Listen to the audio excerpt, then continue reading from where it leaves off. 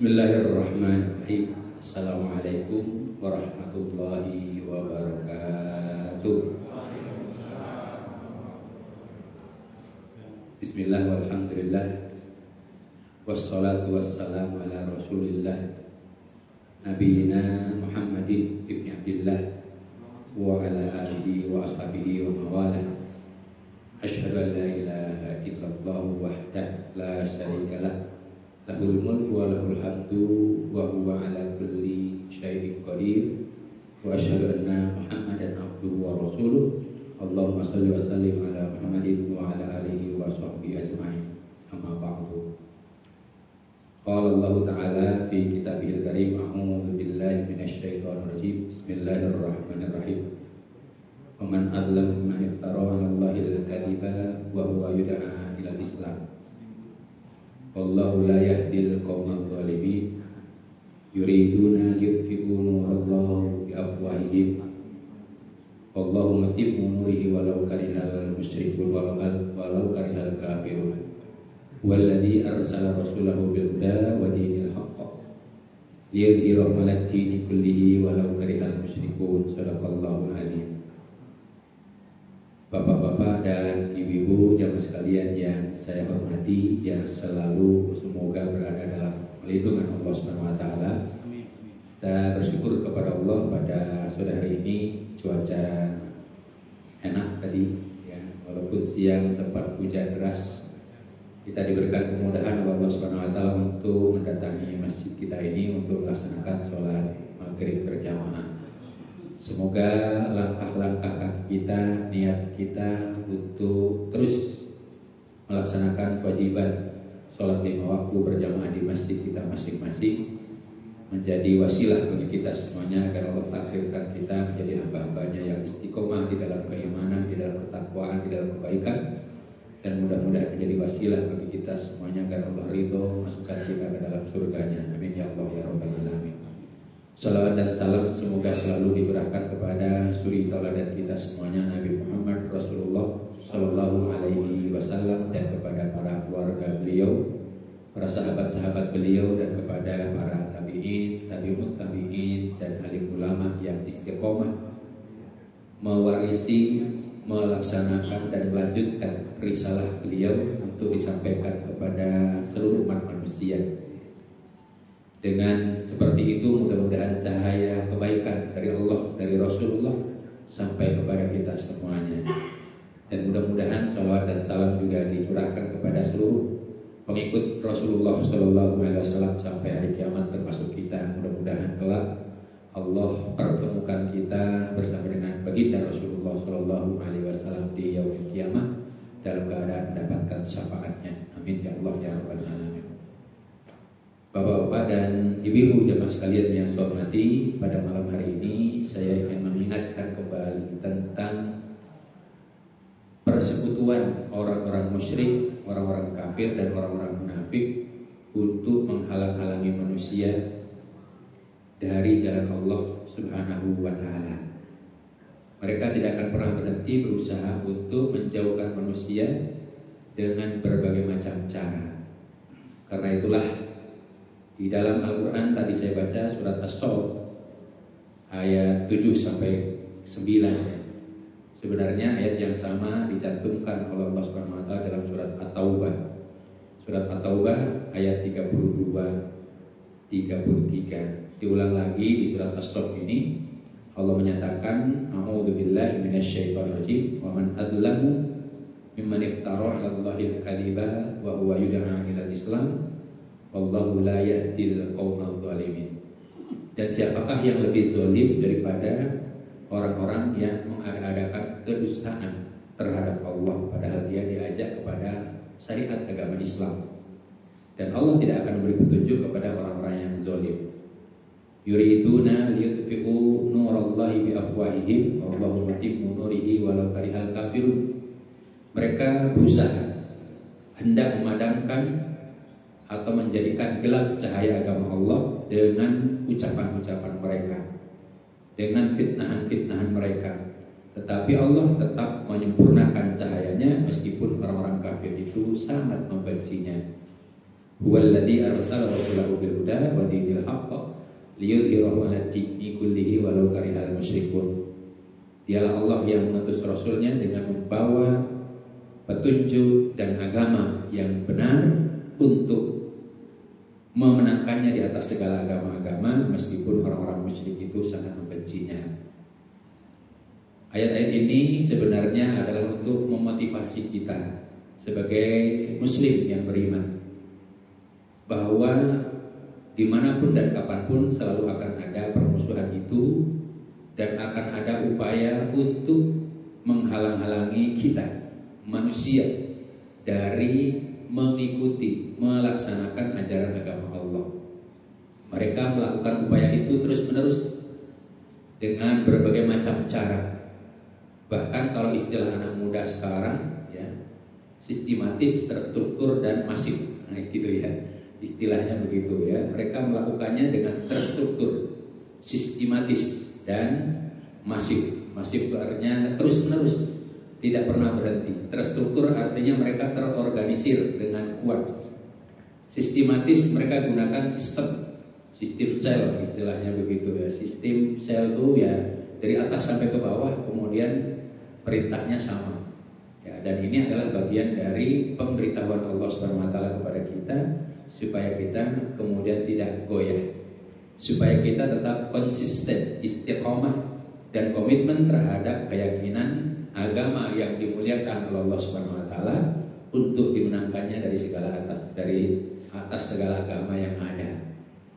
Dan Allah pasti akan memenangkannya dan Allah pasti akan melindunginya.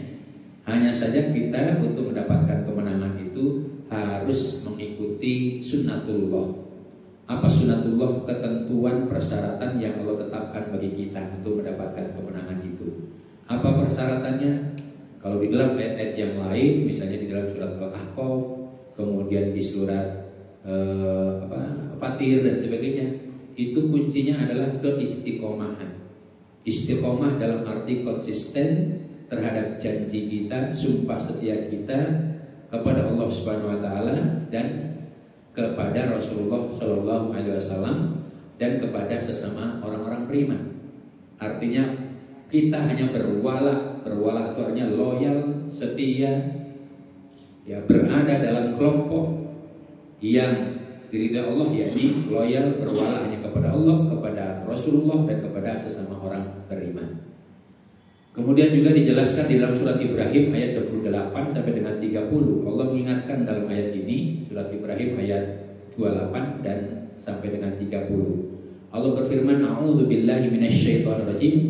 Alam tara ilal ladzina baddalu ni'matallahi kufran wa ahallu qaumahum daral bawar." Tidakkah kalian memperhatikan orang-orang yang telah menukar nikmat Allah, yaitu perintah-perintah dan ajaran-ajaran Allah yang cukup jelas, tujuannya maupun perintahnya itu jelas adalah untuk kebaikan. Perintah Allah untuk menegakkan keadilan, perintah Allah untuk selalu berbuat kebenaran. Bahkan kita diminta untuk saling mewasiati supaya kita selalu berada dalam kebenaran dan supaya kita selalu berada dalam kesabaran, karena di dalam kebenaran itu pasti akan ada ujian, tantangan dan hambatannya, sehingga kita harus bersabar. Kemudian juga kita harus menegakkan keadilan karena Allah, menjadi saksi berkata-kata hanya kepada Allah dan karena Allah untuk mendapatkan ridha Allah. Ayat-ayat ini sebenarnya adalah bagian dari syariat, bahwasanya itu bagian dari perintah-perintah Allah yang sangat jelas untuk ditegakkan oleh siapapun, setiap individu maupun kelompok. Kemudian dilanjutkan ya, bahwa mereka menukar nikmat Allah berupa perintah-perintah dan ajaran yang begitu lengkap, begitu jelas, begitu lengkap, sempurna tujuan dan hikmahnya, menukar dengan kekafiran dan menjatuhkan kelompoknya, kaumnya ke lembah kebinasaan, maksudnya penyesalan, perpecah belahan, permusuhan dan lain sebagainya. Itu maksudnya menjerumuskan kaumnya. Kaumnya itu artinya anak buahnya, kalau dalam bahasa umum adalah rakyatnya ke lembah kebinasaan. Apa yang dimaksud dengan kebinasaan ini? Kebinasaan yang terjadi di muka bumi adalah perpecah belahan, permusuhan, perselisihan, ketidaknyamanan. Kebinasaan yang lengkap, yang sempurna justru akan mendapatkan siksaan nanti, dilemparkan ke dalam neraka jahanam, dan itu adalah seburuk-buruk tempat kembalinya. Na'udzubillahi min dzalik. Maka dijelaskan di ayat berikutnya, jahannama yaslaunaha, yaitu neraka jahanam, wa bi'sal qarar, mereka masuk ke dalamnya, itulah seburuk-buruk tempat kembalinya atau tempat kediamannya. Na'udzubillahi min dzalik. Wa ja'alu lillahi andadan liyudillu an sabilih, dan orang-orang kafir itu telah menjadikan sekutu-sekutu. Sekutu-sekutu itu artinya pertemanan, kelompok yang kuat. Ya, orang-orang kafir itu telah menjadikan sekutu-sekutu bagi Allah, tandingan-tandingan ya untuk mengalahkan Allah dan ajarannya, supaya mereka liyudillu an sabilih, supaya mereka dapat menyesatkan manusia yang lain dari jalannya. Nah, inilah sebenarnya pemberitahuan Allah. Qul tamatta'u fa inna masirakum ilan nar. Kata Allah, bersenang-senanglah kalian wahai orang-orang yang bersekutu. Bersenang-senanglah kalian karena sesungguhnya tempat kembali kalian nanti ialah neraka. Na'udzubillahi min dzalik. Hikmah dari ayat-ayat ini dijelaskan orang-orang kafir dan orang-orang musyrik yang dalam visi misi hidupnya ingin menyesatkan manusia yang lainnya, tetapi mereka tidak berani terang-terangan, tidak berani menampakkan diri. Karena itu mereka biasanya menggunakan orang-orang fasik dan orang-orang munafik, orang-orang fasik dari kalangan orang-orang munafik untuk menjadi kaki tangan mereka. Disitulah kemudian terstruktur namanya. Ya, dan ini terjadi di zaman sejak Nabi Muhammad Rasulullah Shallallahu Alaihi Wasallam. Ayat ini sebenarnya terjadi berkaitan dengan Abu Jahal dan Abu Lahab. Ya, tetapi ayat ini sebenarnya pemberitahuan secara umum bagi pengikut Nabi Muhammad Rasulullah Shallallahu Alaihi Wasallam, yakni umat Islam. Jadi ini pemberitahuan Allah untuk kita bahwa akidah kita harus kuat.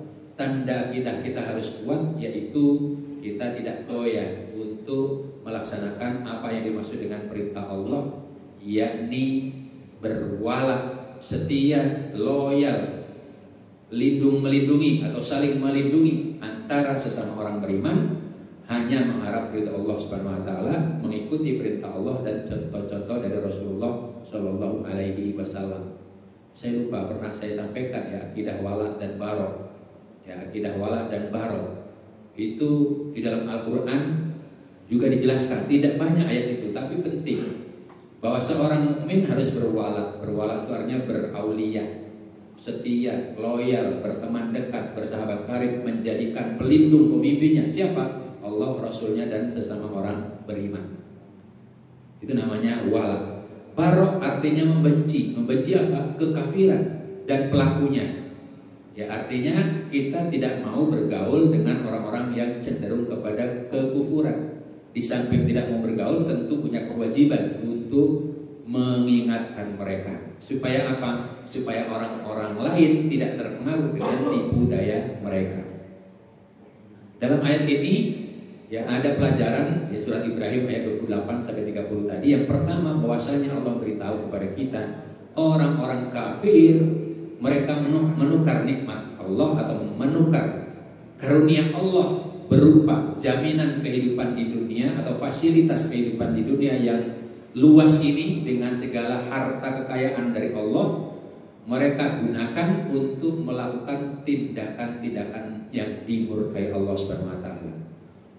Dengan berbagai macam karunia-Nya itu ditukar dengan kedustaan, dengan perilaku zalim, dengan perilaku sombong, semena-mena dalam bentuk-bentuk kemaksiatan, dan juga untuk menekan manusia, untuk menakut-nakuti manusia, untuk menjauhkan manusia dari ketaatannya hanya kepada Allah dan kepada Rasulnya, dari untuk mendapatkan ridha Allah dan supaya menjadi hamba-hamba Allah yang baik, dirubah supaya taat dan takut kepada orang-orang kafir, orang-orang musyrik yang melakukan tindakan semena-mena tersebut.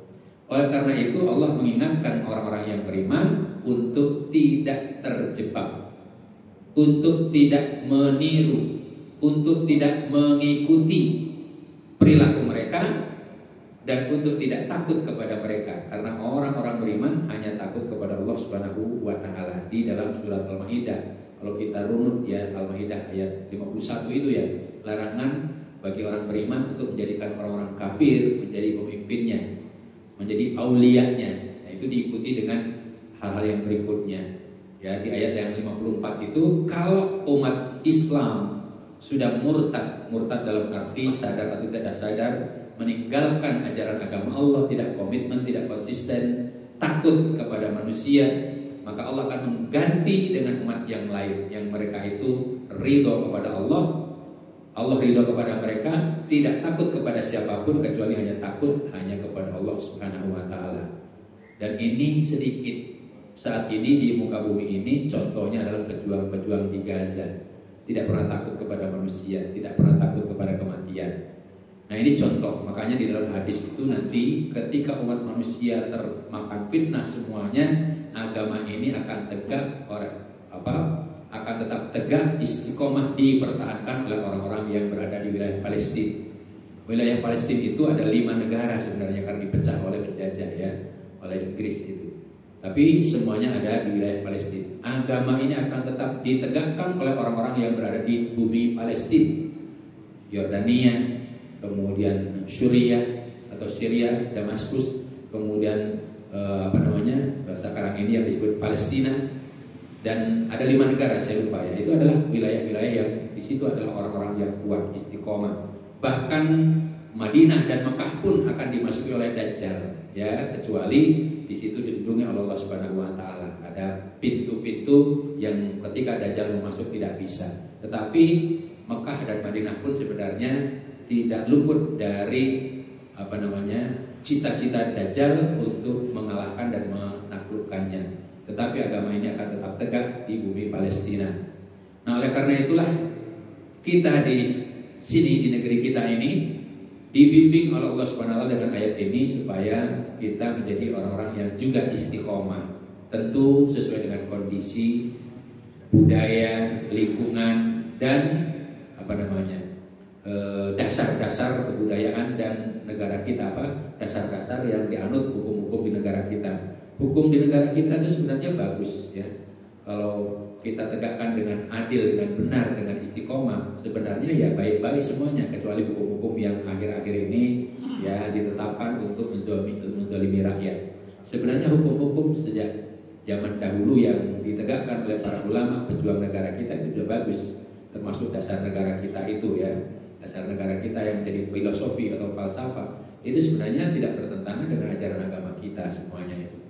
Tapi ya di dalam pengamalannya, karena umat Islam tidak mengambil alih atau tidak mengendalikan kekuasaan yang dibimbing oleh Allah Subhanahu wa Ta'ala dan Rasulnya, disitulah kemudian dasar-dasar negara itu kemudian belok sedikit demi sedikit, terdistorsi. Ya, itulah masalahnya.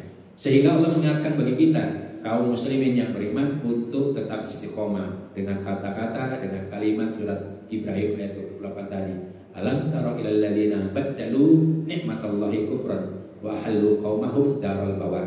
Tidakkah kalian perhatikan orang-orang yang telah menukar nikmat Allah ya dengan kekafiran, dengan pengingkaran, dengan penolakan, dengan kezaliman dan segala bentuk kekufuran lainnya, dan menjatuhkan kaumnya, masyarakatnya, pengikutnya ke lembah kebinasaan.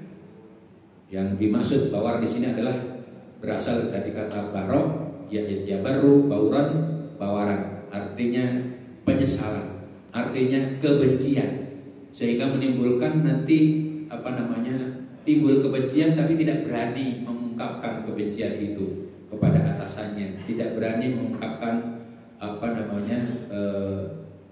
tekanan yang dialami kepada atasannya. Nah, disitulah sebenarnya disebut dengan kebinasaan. Nah, ini yang perlu kita waspadai. Di dalam tafsir ya, ini ada beberapa riwayat berkaitan dengan ayat ini yang kita jelaskan tadi. Pertama tentang Jabalul Ibnul Ayham dan para pengikutnya dari kalangan Arab Badui. Ya, yang berada di negeri yang aman, tetapi mereka kemudian mendukung ya atau bersekutu dengan kerajaan Romawi ketika itu di zaman Nabi. Ya, mereka justru membelot ya bersekutu dengan kerajaan Romawi. Ya, di dalam riwayatnya seperti itu. Bahkan kemudian kelompok ini yang memfasilitasi pembangunan masjid Tiron. Ya, pernah ingat ya masjid Tiron yang dibangun untuk menerima atau untuk menimbulkan perpecah belahan. Nah, itu yang pertama, riwayat pertama. Kemudian menurut Imam Ali bin Abi Thalib, yakni dari kalangan orang-orang musyrikin Quraisy, Allah memberikan nikmat iman kepada mereka dengan petunjuk yang jelas, dengan nabi dari kalangan mereka sendiri. Mereka malah menukar nikmat Allah dengan membelot kepada orang-orang kafir dan mengajak kaumnya ke dalam kekufuran, sehingga mereka menjadi terjerumus kepada perpecah belahan dan kebinasaan. Kita ingat di zaman itu seorang anak bahkan ya saling membunuh dengan bapaknya, terjadi di perang Badar ya. Karena apa? Yang satu mendapatkan hidayah, yang satu bapaknya masih tetap kekeh mengikuti orang-orang yang musyrik. Nah, disitulah kemudian terjadi kebinasaan. Mereka adalah dua kelompok orang yang durhaka dari kalangan Quraisy, yaitu Bani Mughirah yang dipimpin oleh Abu Jahal yang telah dibinasakan dalam perang Badar, dan Bani Umayyah yang dipimpin oleh Abu Sufyan ketika itu. Abu Sufyan yang ketika itu belum masuk Islam, ya, yang diberikan penangguhan oleh Allah Subhanahu Wa Taala, ya, sampai waktu tertentu bahkan kelompok Abu Sufyan ini diberikan kekuasaan. Namun sekali lagi di dalam tafsir bahwa ayat ini berlaku untuk segenap umat manusia pengikut Nabi Muhammad Rasulullah Shallallahu Alaihi Wasallam. Siapa saja yang menukar nikmat Allah berupa hidayah, petunjuk, perlindungan, pertolongan, jaminan, ya, jaminan maksudnya itu Allah berikan fasilitas di dalam dunia ini dengan berbagai macam harta yang melimpah, ditaklukkan, ditundukkan, ya, langit dan bumi untuk kepentingan manusia, yang tujuannya adalah untuk memakmurkannya atau menebarkan kemakmuran di dalamnya. Bahkan di situ Allah kemudian mengutus para khalifahnya, wakil-wakil Allah di muka bumi, supaya apa? Ditegakkan keadilan, neraca keadilan, keseimbangan, ya, kemudian supaya dijaga agama ini tidak terjadi penyimpangan sehingga manusia menyembah manusia. Menyembah manusia itu maksudnya adalah tunduk dan patuh, lebih takut kepada manusia daripada takut dan tunduk kepada Allah. Kalau kita hubungkan dengan surat At-Taubah tadi, ayat sebelumnya itu ya adalah berkaitan dengan penyembahan makhluk, yaitu manusia menyembah manusia. Maksudnya menyembah siapa? Menyembah penguasanya tadi atau rajanya, atau kalau sekarang mungkin disebut ya amirnya, umaroknya, presidennya, atau yang lain sebagainya, namanya begitu. Inilah yang terjadi. Kemudian makna lembah kebinasaan dijelaskan, yakni kesudahan mereka nanti kalau tidak taubat dan istiqomah di dalam kebenaran keimanan yang diridhoi Allah, mereka akan menjadi orang-orang yang menyesal karena dilemparkan ke dalam neraka jahanam. Dan ketika itu yang disembah-sembah, yang ditaati, yang ditakuti, yang dipuja-puji tidak akan mampu untuk menolongnya. Bahkan mereka yang disembah itu tidak mampu menolong dirinya sendiri, sehingga dinyatakan Allah jahannam yaslaunaha wa bi'sal qarar, yaitu neraka jahanam, mereka masuk ke dalamnya, itulah seburuk-buruk tempat kediaman. Tempat kediaman itu ya artinya tempat tinggal mereka selama-lamanya. Na'udzubillahi min dzalik. Jadi Bapak dan Ibu, saudaraku jamaah yang saya hormati yang dimuliakan Allah Subhanahu Wa Taala, siapapun yang membelot dari keimanan, dari bimbingan Allah dan Rasulnya, kemudian berteman dekat, bersekutu dengan orang-orang kafir, orang-orang musyrik, ya, tertipu dengan bujukan orang-orang munafik yang cenderung kepada kekafiran semuanya, maka mereka akan menjadi orang-orang yang binasa, yang berpecah belah. Ketika kepentingannya kemudian tidak terpenuhi, kemudian terjadilah pemberontakan. Sesama orang kafir, sesama orang musyrik dan orang munafik, walaupun mereka bersekutu, di dalamnya ada unsur kepentingan untuk mencari keuntungan. Ketika kepentingan dan keuntungannya tidak terpenuhi, padahal mereka sudah berkomplot, maka mereka akan saling berpecah belah. Maka mereka akan saling membinasakan. Dan itu termasuk bagian dari siksaan dari Allah Subhanahu wa taala di dunia. Sedangkan di akhirat mereka akan dikumpulkan bersama-sama dengan teman-teman yang atau dari bersama dengan kelompok orang-orang kafir musyrik yang sebelumnya berteman dekat tadi. Oleh karena itu Bapak dan Ibu saudaraku yang dirahmati Allah Subhanahu wa taala, kita ini harus komitmen dan konsisten dengan kebenaran dan tidak perlu khawatir ya dikalahkan. Karena walaupun dikalahkan, pada saatnya kita akan diberikan kemenangan. Itu adalah janji Allah yang pasti terjadi. Hanya saja janji Allah itu ada persyaratannya. Kalau kita hubungkan dengan surat An-Nur ayat 55, surat Al-Maidah ayat 56, 57, surat An-Nisa ayat 140, 141 sampai dengan 146, itu semuanya ada persyaratannya. Bagaimana persyaratannya? Pertama, konsisten komitmen kepada kebenaran ajaran Allah. Tidak takut kepada siapapun kecuali takutnya hanya kepada Allah. Jadi kita tetap berani menampakkan diri, berani dengan jati diri sebagai orang muslim yang beriman. Tidak mudah digoyah. Ya, makanya kita sering berdoa ya. Allahumma sabbit qalbi ala dinika wa ala syukrika wa husni ibadatika, misalnya begitu. Atau diajarkan doa Allah Subhanahu wa taala di surat Al-Imran, Rabbana fir lana dzunubana wa israfana fi amrina wa tsabbit aqdamana wansurna 'alal qaumil kafirin. Misalnya begitu. Jadi kita dibimbing untuk tetap istiqomah, kokoh pendirian. Nah, kokoh pendirian itu pasti nanti akan difitnah. Orang yang kokoh pendirian disebutnya radik, tidak bisa dikalahkan atau tidak mudah ditaklukkan. Keras ya, radik itu kan kambium kalau di dalam ilmu biologi. Radik itu adalah lapisan terdalam dari kayu yang sudah menghitam itu ya, sehingga keras seperti besi. Dibacok kadang-kadang tidak mempan, artinya kokoh ya, itu radik. Kalau radikal itu sudah makna kata sifat, di mana orang yang memiliki keteguhan pendirian itu disebut dengan radikal ya. Kalau radikal bebas itu penyakit yang susah ditaklukkan juga gitu ya, radikal bebas. Jadi sebenarnya umat Islam itu memang harus radik, kokoh pendirian ya, dalam arti ya radik keimanannya itu tidak mudah belok, tidak mudah ditaklukkan, tetapi perilakunya tentu harus ahsan, harus baik kepada siapapun, kepada makhluk Allah di muka bumi termasuk kepada alam semesta raya ini kita harus baik, tidak boleh semena-mena. Itulah umat Islam yang diajarkan seperti itu. Sehingga umat Islam diajarkan kebersihan, diajarkan untuk tidak sembarangan memetik, menebang pohon dan sebagainya. Tidak boleh sembarangan menyakiti binatang dan lain sebagainya, apalagi dengan manusia.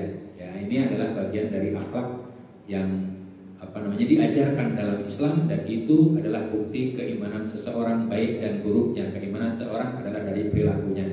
Tapi imannya ketika diajak kepada kekufuran tidak akan pernah bisa untuk dibelokkan.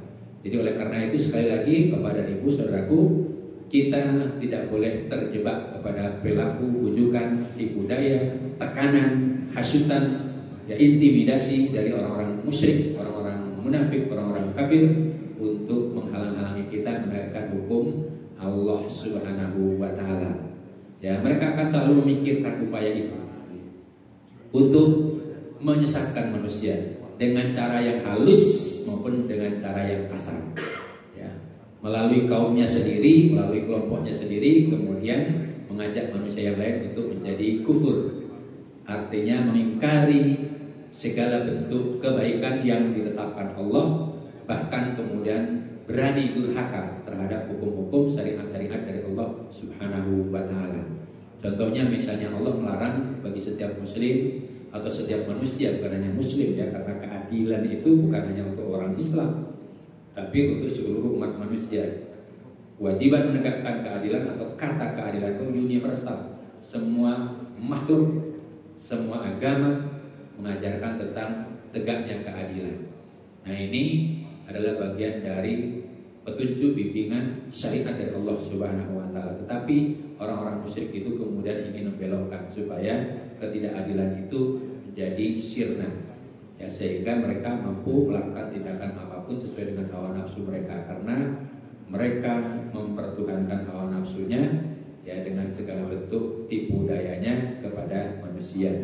Karena itu dalam firman-Nya Allah menyatakan dalam ayat yang lain, ya, dijelaskan di dalam ayat yang lain, surat An-Naml, surat semut, ya, ini zaman Nabi Sulaiman, surat An-Naml ayatnya 50 sampai dengan 52. Allah berfirman, a'udzu billahi minasyaitonir rajim, wa makaru makrau wa makarna makrau wa hum la yash'urun.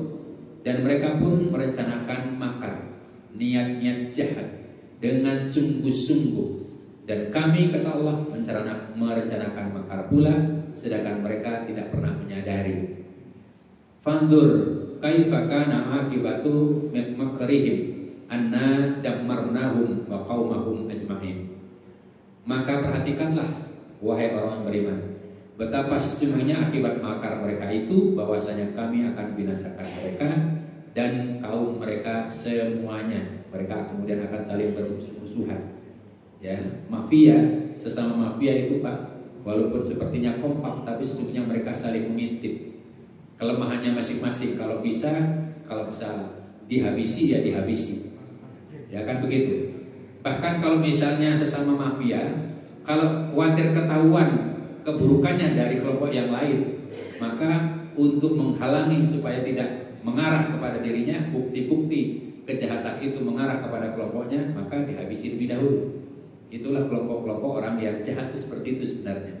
Kita mengira mereka bersatu, padahal mereka juga saling mencurigai, saling mengambil kesempatan, bahkan dalam keadaan tertentu untuk saling membinasakan. Dan ini semuanya dijelaskan oleh Allah Subhanahu wa Ta'ala. Maka perhatikanlah betapa sesungguhnya akibat makar mereka itu, bahwasanya kami akan membinasakan mereka dan kaum mereka semuanya. Kemudian lanjutannya, fatilka buyutuhum khawiyatum bima zalamu inna fi dzalika laayatil liqaumin ya'lamun.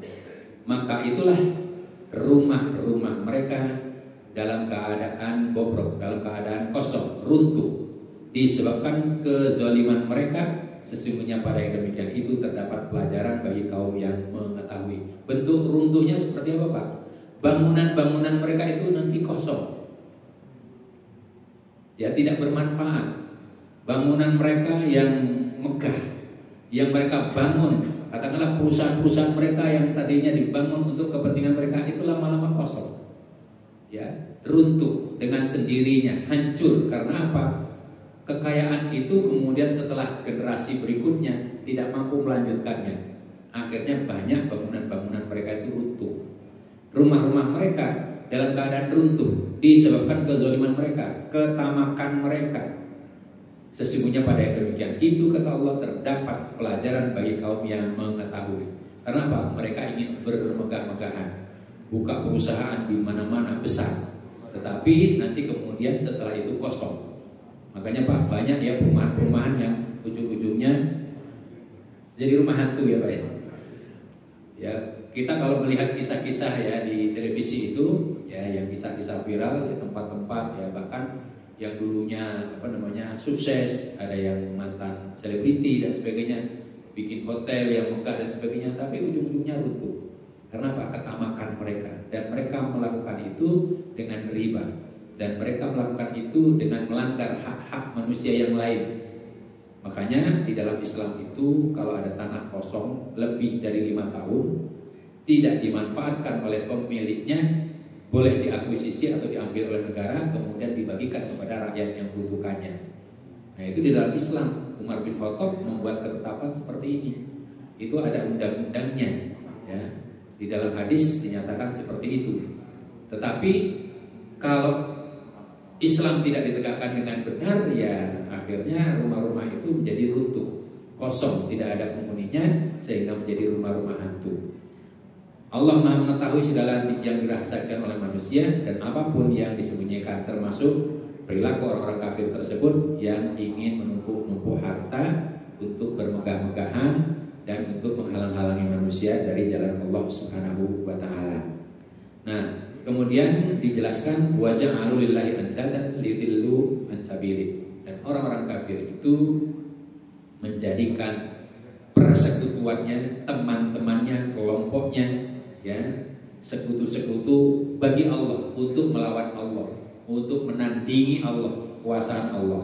Supaya apa? Supaya manusia menjadi sesat. Supaya agama ini kemudian tidak terbukti kebenarannya, dihalang-halangi.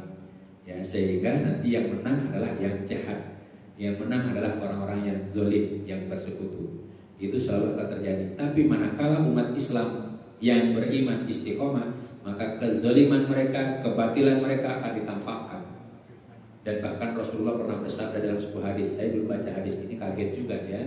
Sesungguhnya agama ini akan ditegakkan oleh orang-orang kafir. Aneh Pak hadis ini. Kok akan ditegakkan oleh orang-orang kafir? Mungkin penerjemahannya salah. Ya, akan tegak karena orang-orang kafir. Saya begitu bertanya kepada ahli hadis, ternyata itu maksudnya. Sesungguhnya agama ini akan tegak karena pengaruh orang-orang kafir. Apa maksudnya? Ketika kekafiran merajalela, kemudian orang mengetahui perbedaan furqan, yang ini kafir, yang ini tidak, sehingga kemudian manusia berbondong-bondong kembali kepada ajaran Allah Subhanahu wa taala. Disitulah makna hadis itu. Sehingga dengan kekafiran yang sudah merajalela, manusia kemudian ingin kembali kepada Allah. Mudah-mudahan ya kurun 100 tahun sejak jatuhnya kekhilafan Utsmani di Turki, periode 2024 ini kemudian kepemimpinan kembali kepada kaum muslimin. Mudah-mudahan. Amin ya rabbal alamin. Aminkan saja dulu ya Pak. Ya, terima kasih karena waktu sudah masuk sholat isya ya, sehingga kebetulan materinya juga pas ini selesai, sehingga kita harus akhiri. Dan mudah-mudahan ini tadi menjadi motivasi bagi kita, penguat bagi kita agar iman kita kokoh di dalam dada, di dalam amaliyah kita, di dalam kata-kata kita, di dalam perjuangan kita, sehingga Allah ridho terhadap perjuangan kita, wafatkan kita semuanya dalam keadaan husnul khatimah, dan Allah masukkan kita ke dalam surganya bersama dengan para nabi, para syuhada, para salihin, dan para siddiqin. Amin. Terima kasih. Mohon maaf apabila ada kesalahan-kesalahan. Subhanakallahumma wa bihamdika asyhadu an la ilaha illa anta astaghfiruka wa atubu ilaik. Assalamualaikum warahmatullahi wabarakatuh.